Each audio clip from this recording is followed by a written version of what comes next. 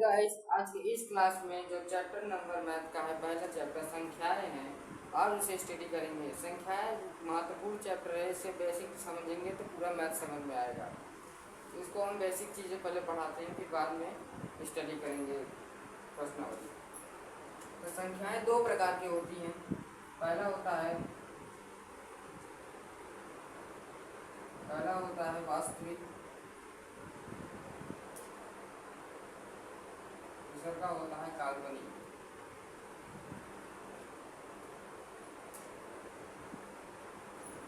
संख्याएं दो प्रकार की होती हैं, पहला है वास्तविक, दूसरा है काल्पनिक।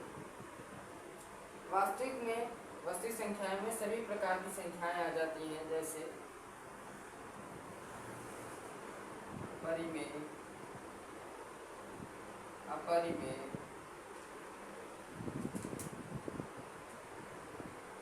प्राकृतिक, पूर्ण, पूर्णांक, etc। ये सभी प्रकार की संख्याएं वास्तविक संख्याएं में आ जाती है। काल्पनिक संख्या वो होती हैं, जैसे काल्पनिक संख्या जिसे कल्पना की जा सके उसे काल्पनिक संख्या कहते हैं। जैसे इसमें अंडर रूट में 1 लिख दिया और माइनस लगा दिया, ये हो गया काल्पनिक संख्या। फिर हो गया under root 3 minus under root -5, ये सब क्या हो गया काल्पनिक संख्या हो गई। विषम संख्या रहेगी और माइनस लगे रहेगा तो वो काल्पनिक संख्या, अंडर रूट में चिन्ह भी लगा रहेगा तो काल्पनिक संख्या होगी। तो वास्तविक संख्या में हम ये सभी पर बेसिक चीज़ें परिभाषाएं पढ़ेंगे। जनसंख्या जिस प्रकार संख्या चैप्टर शुरू करेंगे तो उसमें समझ में आएगा। तो हेडिंग डाल लीजिए प्राकृतिक संख्या।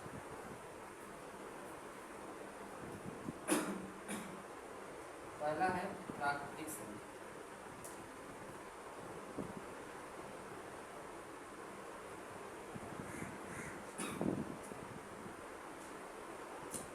अब प्राकृतिक संख्या किसे कहते हैं? प्राकृतिक संख्या जो 1 से शुरू हो और अनंत तक जाए, प्राकृतिक संख्या उसे कहते हैं।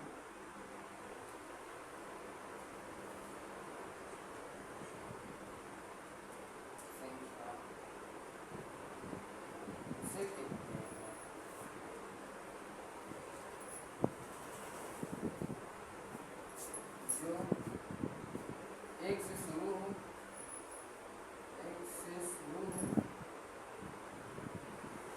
और अनंत तक जाए,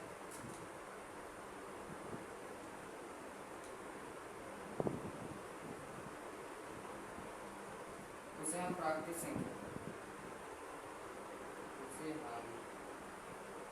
प्राकृतिक संख्या कहते हैं।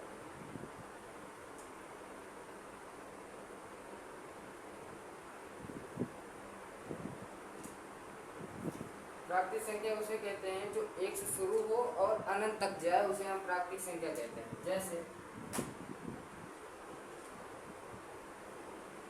1 2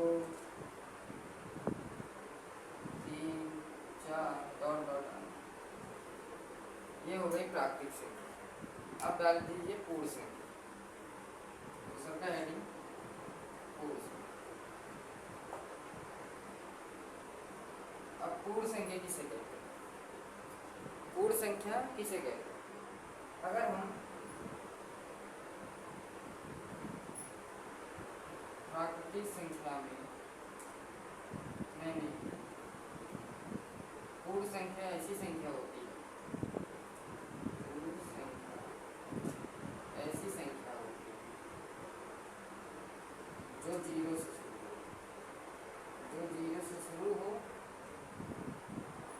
और अनंत तक जाए।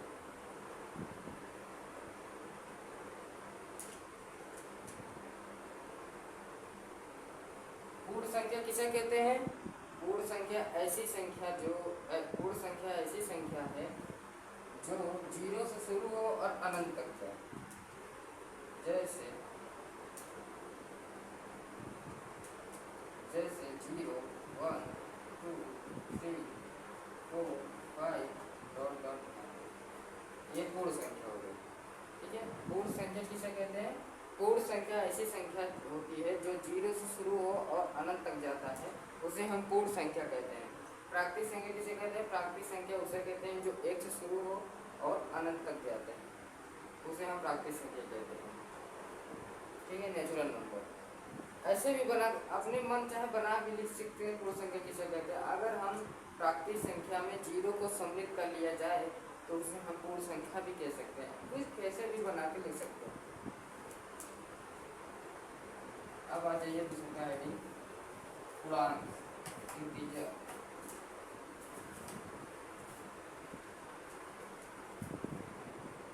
तीसरा का हेडिंग डाल दीजिए पूर्णांक संख्या।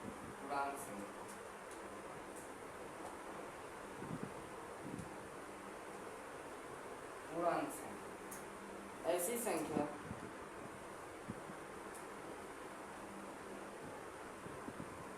संख्या जो प्लस और माइनस के साथ लिखा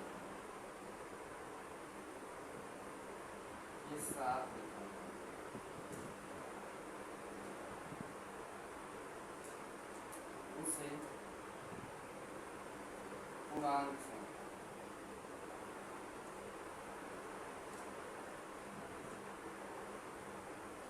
पूर्णांक संख्या किसे कहते हैं? ऐसी संख्या जो प्लस और माइनस के साथ लिखा जाए उसे पूर्णांक संख्या कहते हैं। जैसे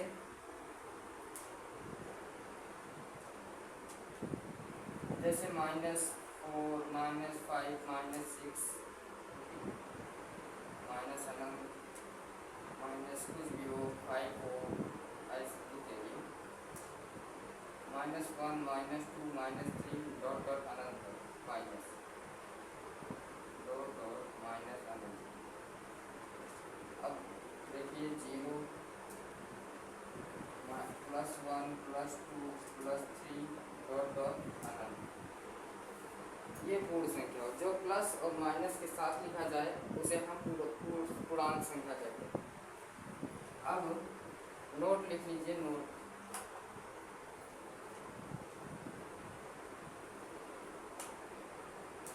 जीरो ना तो पॉजिटिव होता है, ना तो पॉजिटिव होता है और ना तो नेगेटिव।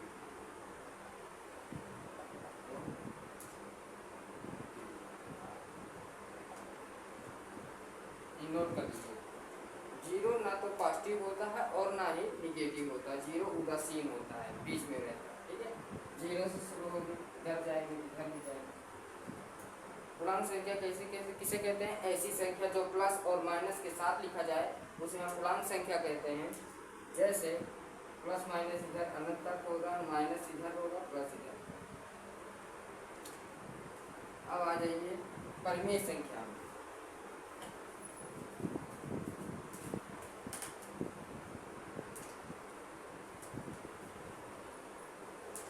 परिमेय संख्या किसे कहते हैं? सिर्फ चौथी है परिमेय संख्या।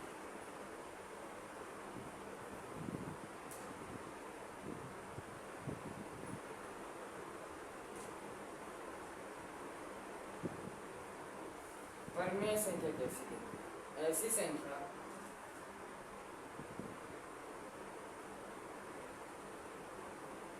जो P/Q के रूप में P/Q के रूप में लिखा जाए उसे परिमेय संख्या कहते हैं। परिमेय संख्या कहते हैं।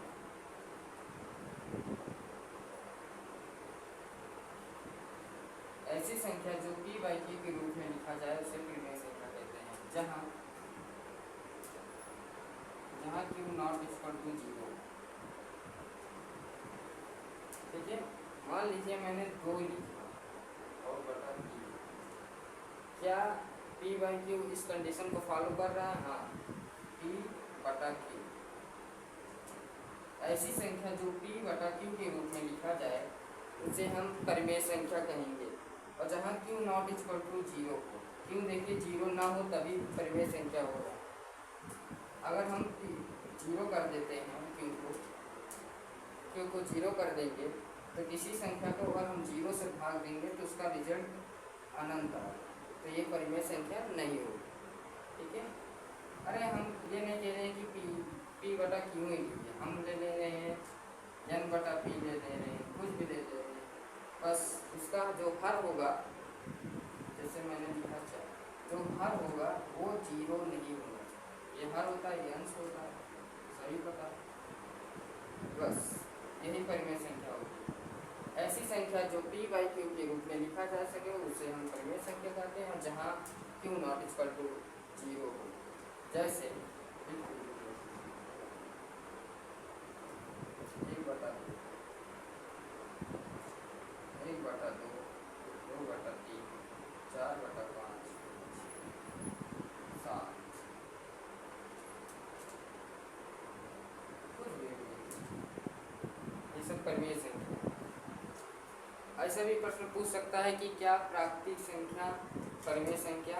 हाँ, प्राकृतिक संख्या क्या होती है? जो एक से शुरू होती है अनंत तक जाती है, एक दो तीन चार पाँच, एक के नीचे सब लिखा रहेगा, तो क्यों देखिए जीरो नहीं है, तो परिमेय संख्या होगी। ऐसे पूर्ण भी संख्या होगी, ऐसे पूर्णांक सभी परिमेय संख्या। अब डाल लीजिए अपरिमेय संख्या।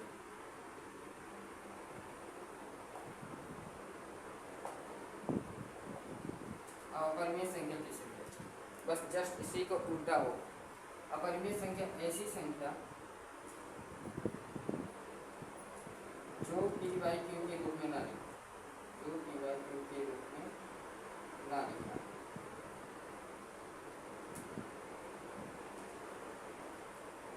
ऐसी संख्या जो p बाई क्यू के रूप में ना लिखा है। ठीक है, जैसे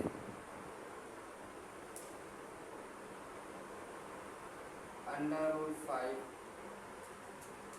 under root 7, under root 11, etc। अब देखिए हम विषम संख्या ही ले रहे हैं, क्योंकि अगर सम संख्या लेंगे जैसे हम अंडर रूट 4 ले रहे तो यह परिमेय नहीं होगी, क्योंकि अंडर रूट 4 का मान होता है 2, 2 निकल के आ जाएगा, एक नीचे लिखा है, एक नीचे रहता ही है, तो p बाई क्यू के रूप में हो जाएगा, तो इसलिए परिमेय हो जाएगा। ठीक है, इसलिए हम विषम संख्या ही अंडर रूप में लेंगे, तभी अपरिमेय संख्या होगी। ठीक है, अब छठवीं हेडिंग डाल लीजिए।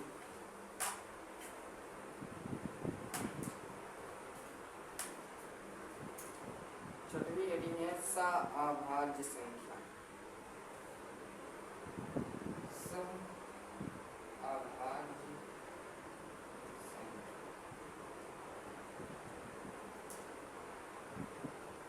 देखिए सअभाज्य संख्या क्या है?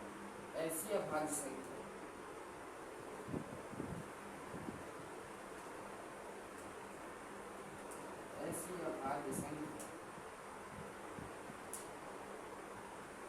जिसका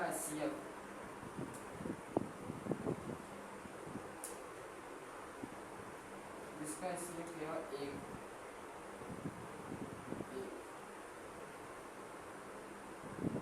उसे सअभाज्य संख्या, सअभाज्य संख्या।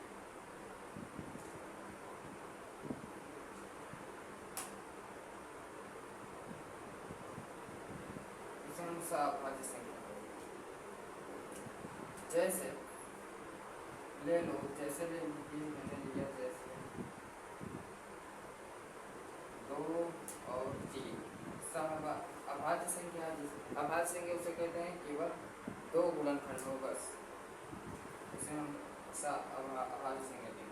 तो हम 2 और 3 का एलसीएम ले लिए, 2 और 3, 2 एक कम 2, 3 में 2 का 1, 1 2 के 2, एलसीएम कितना है? उसे हम सअभाज्य संख्या कहते हैं। सअभाज्य संख्या किसे कहते हैं? ऐसी अभाज्य संख्या जिसका एलसीएम केवल 1 हो, उसे हम सअभाज्य संख्या कहते हैं। जैसे 2 और 3 ले लिए, 2 और 3 का एलसीएम निकाल दिए, 1 आया, उसे हम सअभाज्य संख्या कहते हैं। ठीक है, अब जैसे 2 3 3 5 507 ले लो, 11 और 13 ले लो, ऐसे ले लो।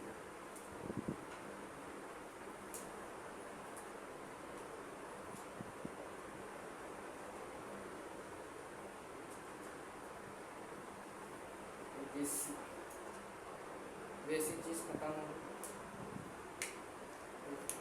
अगले स्टडी में।